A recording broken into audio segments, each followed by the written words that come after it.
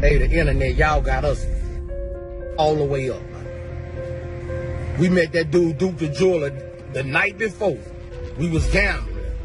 The next day, dude followed us to the concert. When we left out the concert, we under the garage, dude went to his car by himself and walked down to the parking lot. That's when somebody tried to kill him. He's the one that's tied to the dude that makes the loaded dice. Right? Check the play out.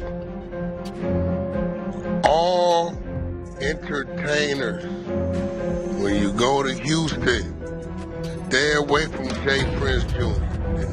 The whole play going on. Here go the play right here. The play is a loaded dice. Is that a jeweler named Duke recently got killed, and the story's really messed up. So I want you to talk about what happened. The internet's been buzzing, but not in a good way. People are waking up to the dark side of what really goes down in Houston when it comes to celebrity dice games, backroom invites, and who you check in with. And at the center of it all is the tragic, mysterious death of Duke the Jeweler, a man who came to shine and left in a body bag. And behind that velvet table, someone was rolling more than dice. They were gambling with a man's life. Let's rewind to the night before it all went wrong.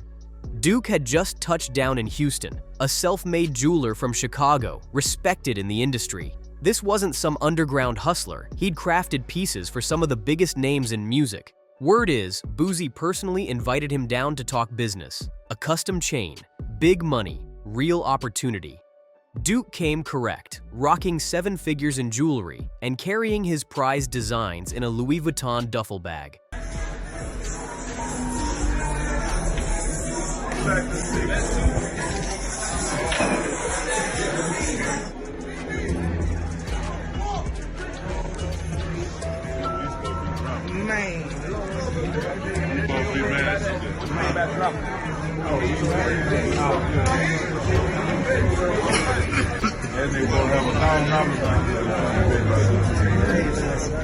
He was walking to his car or something, and some dude tried to rob him.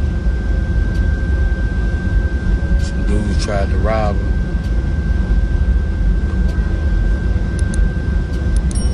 See, some dudes had tried to rob me and walked off by himself. I had just met dude yesterday.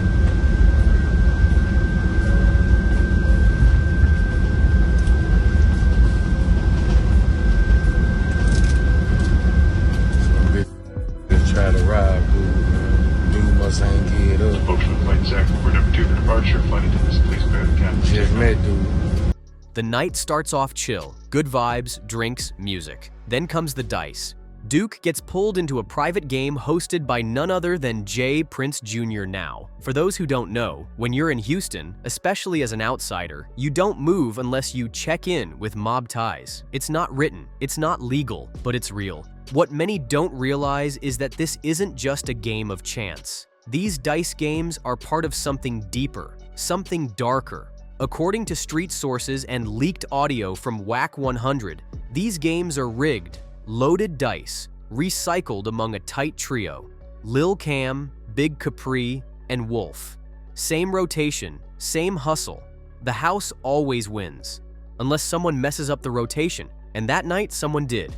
Duke got the wrong dice, and he started hitting, fast, the kind of hits that throw off the system. Suddenly, stacks were bleeding off the table. Word is, Jay Prince Jr. takes a 30% cut of every dice night. So when Duke started cleaning up, it wasn't just ego, it was economics.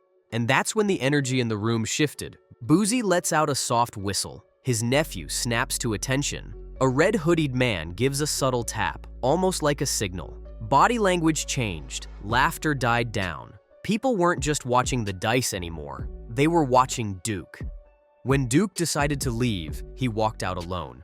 Think about that. No security, no escort, no one to walk with him after flashing 7 figures in cash and ice. He made it as far as the parking lot. That's where it happened. Gunshots. Duke was ambushed, not mugged, not jacked, just dropped. And the most twisted part? He died with all his jewelry still on him. The chains, untouched. The cash, still there. So what kind of robbery leaves the loot? A setup does. And that 55 bag? The one holding unreleased designs worth a fortune? It didn't vanish. It turned up inside Boozy's home. Entertainer invites him in. Act like he's covering for him, hanging out, everything is cool. Let's go here, let's go there, let's go here, let's go there. He introduces the dice game. He got 3 right, who rotate the dice. Now these dice is loaded.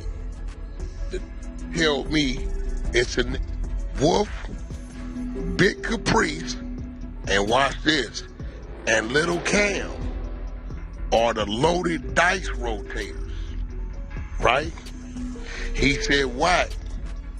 There was a situation that occurred that a certain jeweler around and got past the dice on accident and was hitting on them for a couple hundred. They got irritated about that. I ain't gonna go too far into that story because, right, boom. The only way they could get their money back was however their money back. He said, but Lil Cam, Wolf, and Big Caprice are the 3 designated to say I'm up, I got the next, and they pass the dice to each other, but they loaded, but they shooting. Let that sink in. Duke's phone pinged last at Boozy's recording studio. Then it went dark, manually. Feds confirmed fingerprints from Boozy's nephew and cousin were found in Duke's rental car. Even a bystander came forward, said they saw Duke walking alone to his car until Boozy's nephew stepped out from the shadows. Duke tried to fight back, but one shot ended it all. This wasn't a robbery gone wrong. This was a warning. And the people who were supposed to be his connections? They were the predators. And then there's Boozy's response. An Instagram Live recorded mid-flight, face pale, voice shaky, said he barely knew Duke, that Duke just walked off alone, that he was trying to make a chain. But if you barely knew him, why invite him to a high-stakes game full of street sharks? Why not offer security? Why's the man's bag in your house? The feds aren't buying it either. They've launched a standalone investigation. No more stacking it behind Boozy's other gun charges. This one's front and center. They're scanning his properties, his money trail, even digital activity linked to his son. They want the truth, and they're closing in. Now let's talk about the other cracks forming in the mob ties empire. Finesse 2 times, once proudly repping J. Prince Jr., has gone radio silent. The concert stopped, the appearances faded, the whispers loud. Some say it started over a woman. Others say it's because he found out something deeper, maybe even betrayal from within the circle. The streets are talking, but Finesse ain't. Even 50 Cent's joining the noise, reposting, captioning with precision, aiming spotlight beams at what everyone else is too scared to say out loud. J. Prince Jr.'s check-in culture is less about protection and more about control. And when things go wrong, the protection vanishes. 2 men, Duke the Jeweler and Takeoff, entered dice games hosted by J. Prince Jr. Only one thing is consistent. They didn't leave alive. And now, artists and labels are backing away from Houston, pulling out of events, rewriting tour stops, because this ain't music industry politics anymore. It's criminal exposure. The question now isn't just who fired the shot. It's who knew, who helped cover it, who stood by, who whispered, and who might finally speak. Because empires built on fear and silence only need one crack to crumble, one insider, one piece of video, one statement. And when that happens, just like with the dice, the game's over. Let me know what you think. Was this an inside job? Was Duke set up the moment he stepped into that room? Drop your thoughts below, and don't forget to subscribe, because trust me, this is only the beginning. Ask ChatGPT.